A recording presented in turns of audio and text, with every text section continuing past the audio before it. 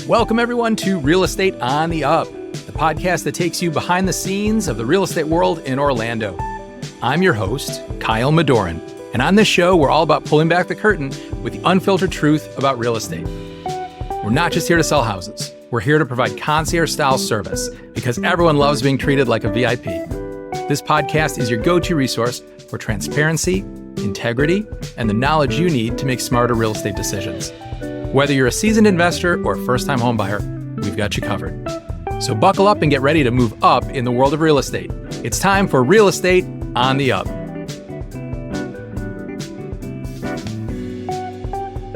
I love when we have multi-talented guests on the show, and today we are certainly joined by a professional of many talents. Lisiana Dutka is a broker associate, a realtor, a property manager, a notary public, and a community association manager. With 2 decades in the real estate industry and experience in all these various areas, she has a vast array of knowledge to share, especially when it comes to investing in real estate and working with tenants. I can't wait to introduce her so she can tell you a bit about her interesting background and the story of how she became an expert in Orlando real estate, as well as share insight into the world of investing and property management. So let's bring her on. Here she is, Lisiana Dutka. Good afternoon, Kyle. Thanks for having me on your show. Lisi, it is such a pleasure to have you here. Thank you so very much. To get started, can you tell us a little bit about your story, where you're from, and how you came to be here in Orlando? Sure, I'd love to. Well, I was born and raised in South Africa, and I went to school there. And then when I was 19, I moved to the US, and I moved here to live the American dream. So I've been here now for over 30 years and consider myself a patriot, American citizen. And my background is Italian. My parents emigrated to South Africa from Italy. My father was a civil engineer and he built dams, and he was offered an opportunity to go live there. And my mom followed along with my 2 brothers. I have 2 older brothers. Wow. So I lived in Detroit, Michigan for 20 years. And then my husband and I purchased a home in Orlando in 2007. And in 2013, when the market started to crawl back, I decided to get my Florida real estate license. I practiced real estate in Michigan as well, but I mainly did new construction and foreclosures. So it was a different market in Michigan at that time. So since then I've expanded my real estate expertise in property management when I moved to Orlando. That's fantastic. And so you, being of such a unique background, you speak Italian and Afrikaans and English. So you're fluent in all 3. Yes. That's amazing. Yep. Very good. And languages that we don't generally have a huge number of agents locally who speak. So that's also very nice that you specialize in some different languages here than normal. We've had on a few weeks ago an agent who spoke 4 languages: Portuguese, German, Portuguese, Spanish, and English, which I thought was great. And so you're the first Afrikaans speaker I think we've had on the show. So that's wonderful. Buy a donkey. Very good. So tell us how you got started in property management, because that's a unique niche field that's connected to real estate, but different than most realtors practice. Yeah, so my intention when I moved here in 2014, after I got my Florida real estate license, was to work for a builder. I really love new construction, and I like watching something being built and helping people make their dreams come true. But unfortunately, nobody wanted to hire me because I was new to the state. I didn't know my way around, and I didn't have that much experience in new construction. So I decided to just join the first real estate company that was closest to my house. And I landed up at Fuchsia Management Group, and my broker approached me and asked me if I'd like to learn more about property management. And I said yes. So I would show his properties. Our company currently manages about 425 doors. Wow. And I myself manage 19 homes, and it's rotated over the last 10 years just because some of those properties I've sold and acquired new clients. So I kind of fell into it. I didn't really know anything about property management. I bumped my head a few times. There was no training involved. The good thing was that we have a portal system that allows me to have the tools necessary to expand my business. And I realized that it was easy money. It was quick money. I didn't have to wait, for 30 days to get paid. It was good commission, and I really enjoyed it because I'm helping the middle class, and people go through divorces and all kinds of things. And so you meet many different people from all walks of life. And so I fell into it, and then I decided that my niche was going to be turning tenants into buyers. That's fantastic. You're right. I mean, the two go hand in hand. Tenants a lot of times are renting because they want to become homeowners at some point. They move to an area, they want to learn what it's like to live there. Maybe they've been saving for their down payment. And then if you can be with them every step of the way, you build that relationship through property management, through working with them as tenants, and then they evolve into home buyers. I think that's wonderful. Now, Right. you've seen a lot of changes, obviously, since you've been doing this a while. In terms of property management, how has that evolved over, the last couple decades since you started in the business? Well, a lot of things have changed. One of the things when I got my CAM license was to learn more about HOAs, because the state of Florida, most communities are run by HOAs. And as a property manager, you have to abide by those rules and regulations. Those rules apply to the tenants. And if you don't communicate those rules to the tenants in such a way that they understand what they can and cannot do, it falls back on the owner. And the last thing an owner wants is a violation letter. So one of the things have changed is the HOA dues have gone up significantly over the past 10 years, and also the price of rent in Orlando. So I've seen a change in credit scores since COVID. I think what happened during COVID is a lot of people got the SBA loans or free money, so to speak, and they went crazy and lived beyond their means. I see that a lot, and statistics show that most people live paycheck to paycheck, so they don't have any money saved.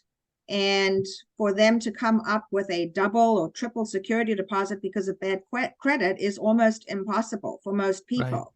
Yeah. So they are forced to move to a less expensive property or an apartment, which a lot of people don't want to live in an apartment for various reasons, even if it is brand new. They want to feel like they're in a home.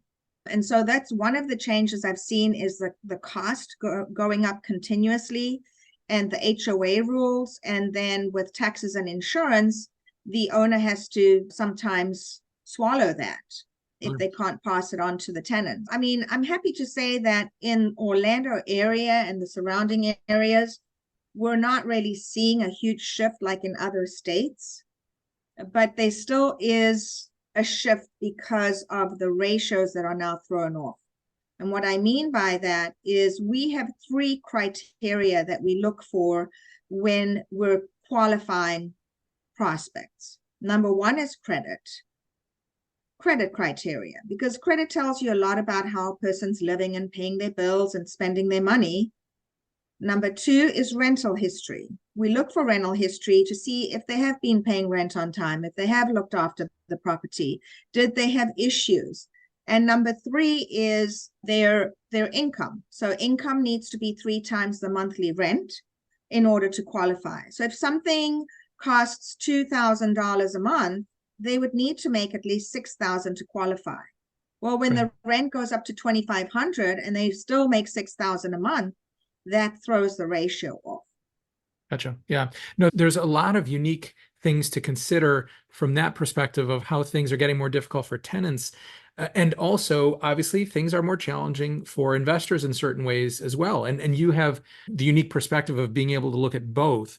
So changing gears and looking at the investing side a little bit more, what are some key factors investors should consider when they're deciding to purchase rental properties in today's market? I would say this, in today's market, with the interest rates the way they are, I would say find a realtor who is knowledgeable about new construction and about the various builders in the area, and buy a new construction, because these builders are now offering all kinds of incentives, closing cost assistance, upgrades, and they also offer better interest rates than a bank would normally, because usually if a builder has their own financing, you can buy down the rate and you're not dictated by what the going rate is.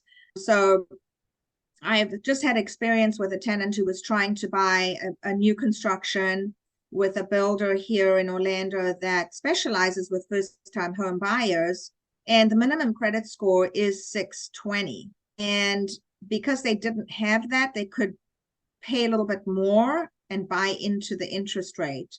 So there's different factors, but primarily I would say buy new construction, find a builder that is a good builder, that has a good reputation, and buy in the beginning of the community stage. In other words, don't buy at the end, because by the time you close and you've had the property a year, once the community is finished, you've already got, $30,000 to $50,000 in equity. Not only that, you get a tax break the first year, so you're not paying taxes on the value of the property that you're paying for, and you have a home warranty for at least 1 year, where you're not going to spend any money on major appliances and things like that. So I would definitely say to investors, if you're looking to invest in Orlando, find a realtor who's familiar with new construction and build with a reputable builder where the property values going to increase over time. Oh, those are all great points. I think new construction is a terrific direction for investors to look for all those reasons. I think there are a lot of advantages. There may be investors who are looking for less expensive properties. Maybe they aren't available new construction because of their budget. Are there any suggestions you'd have for them for resale purchases of how to help navigate some of the challenges we're having right now with interest rates and things of that nature? Yes, I mean, we all know cash is king, right? So if you have cash, you don't have to rely on the bank for interest rate, and then you can negotiate as much as you want with cash. Most people that Great are point. selling Yep. would much prefer cash and a quick closing. So that's what I would suggest. But if they are going to be financing, they want to make sure that their credit is good so that they can secure their financing, and then choose a house that's been on the market a while. Don't choose something that just came on the market yesterday, because it takes time for some sellers to face reality and realize that, well, if there's 19 houses in the community for sale and theirs is at the top of the market, it's going to be a while. Yep, absolutely. So let's say you have a customer now, they've purchased the property, they're an investor. What strategies do you suggest to maximize rental income and minimize vacancy rates for your customers? Yeah, that's a great question, Kyle. So what I always do is make sure that I deliver the property in perfect condition. So once the property is closed and now we're getting ready to market for rent, I go through and perform my own inspection, because I know what we need as far as safety. All the smoke detector batteries need to be working. There needs to be at least one fire extinguisher in the home.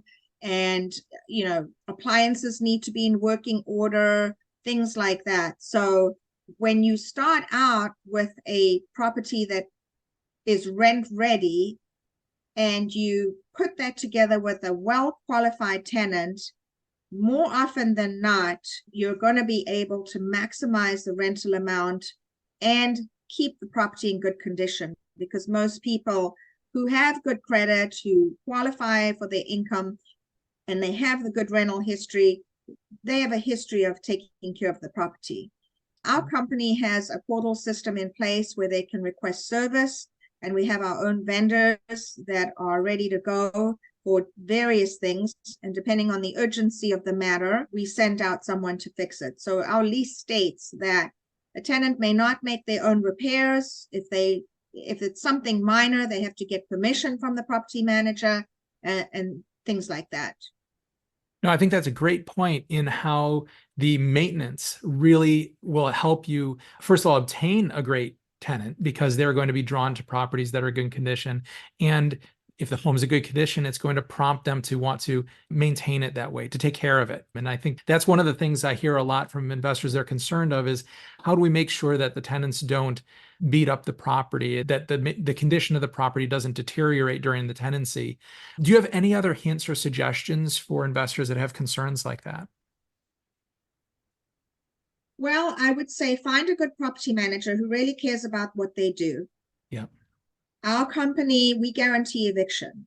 So we don't mess around. If the tenant is late by 5 days, they need to be communicating with the property manager as to why they're late. And then we have to have systems in place in order to evict if rent doesn't get paid. So that's one thing. The other thing is to be strict with credit.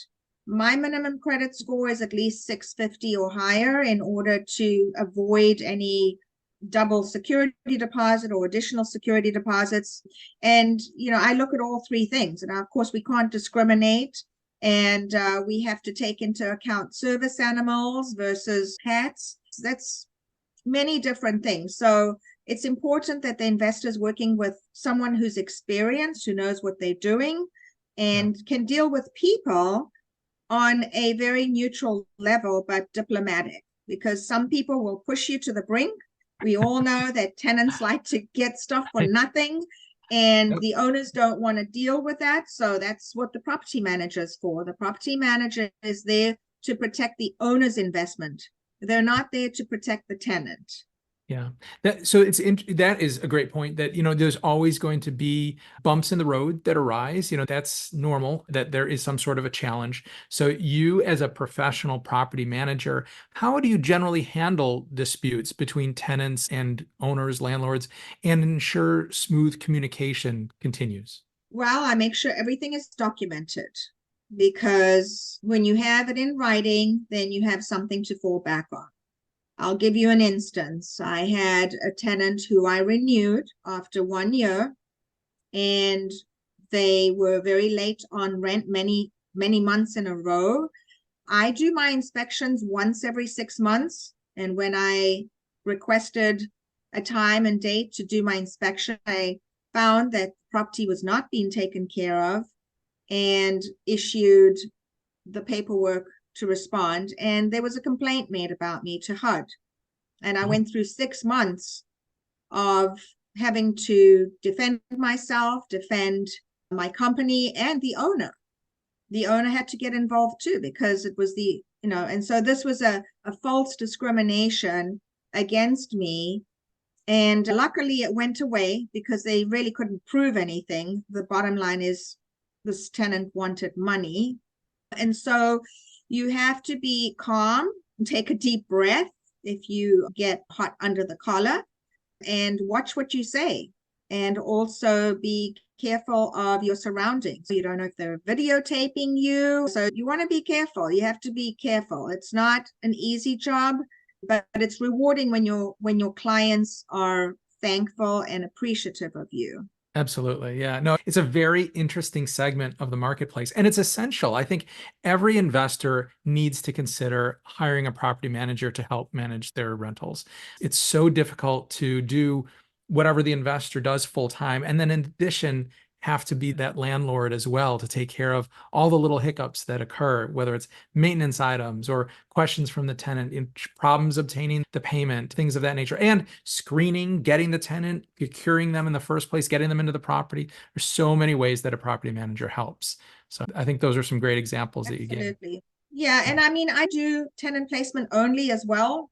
I do have a few clients that have used me repeatedly just for tenant placement. I have an attorney in New York who likes to manage his own properties. He's never had an issue because I started out with getting him a good tenant to begin with. So I do offer tenant placement only services, but that's, again, I'll provide the lease, I do the marketing, I'll place the tenant, and once the tenant moves in, the landlord takes over for payments, and anything that happens after that is on them. Got it. Got it. So one of the things we get so many questions about right now, because the market's been a little strange recently, is what's happening currently. And insight that agents can share is always so helpful. So can you share some of your perspective on the current rental market trends in Orlando, including prices and demand and that sort of thing? Yeah, what I'm seeing is certain areas are more in demand, and that is because people with children are looking for A-rated schools, whether they are really A-rated or not. I can only speak for the communities that I service, which is mostly Lake Nona and the surrounding areas. As far as Osceola County is more popular for short-term rentals, and I have person that I refer to for that. Some people are moving here for jobs and they don't want to commit to a 12-month lease. They just want to rent for a short period of time. So those people will more than likely move to Celebration or Kissimmee area where the short-term rentals are allowed, because in Orange County, they don't allow short-term rentals. And in most HOAs, it's an 8-month minimum lease as well.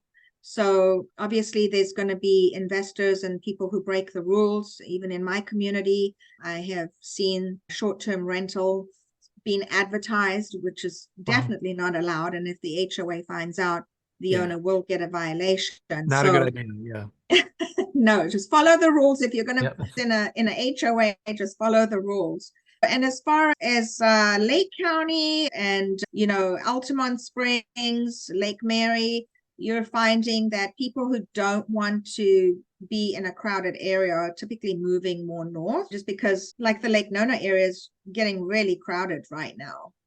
And they're continuing to build these apartments, which I don't understand, but they must have something planned. Yeah, it's interesting how the area just keeps growing and growing, and it doesn't seem to be an end in sight right now. So it's a place people want to be, which is nice to live in a place where there's so much opportunity and growth, new exciting things happening all the time. And especially like you were saying, for families, so many families are targeting places like Osceola County in the Lake Nona section there where the Narcoossee Road comes through right south of the county line, places with good school systems. And Orlando has so many wonderful neighborhoods to choose from. And there's something for everyone. It's one of the things I love about working in real estate here is no matter what you're looking for, you can most likely find it in the Orlando metro area. There's something for everyone. Absolutely. So we have a variety of people who listen. Some are investors, some might be tenants looking for home ownership in the future, but currently renting. So if anyone wants to get in touch with you today, what's the best way for them to do that if they've got some questions for you? Well, I'm kind of old-fashioned, so I would say pick up the phone and call me. I'd love to help you. And they can reach me by phone or email. And my phone number is 407-717-3427, or you can email me at lisianarealestate@gmail.com. Excellent.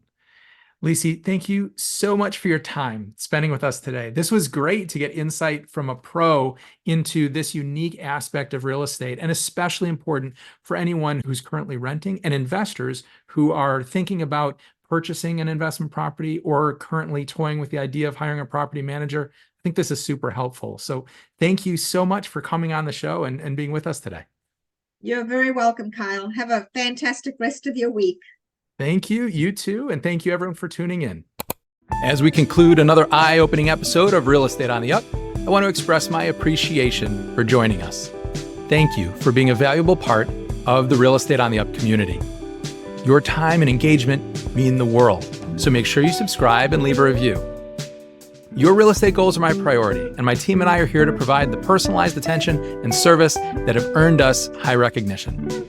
If you have questions, need guidance, or are ready to make a move, don't hesitate to reach out. I'm just a message away. I'm Kyle Madoran, one of Rate My Agent's top 100 in the United States, signing off. Until next time, take care and make those real estate dreams a reality.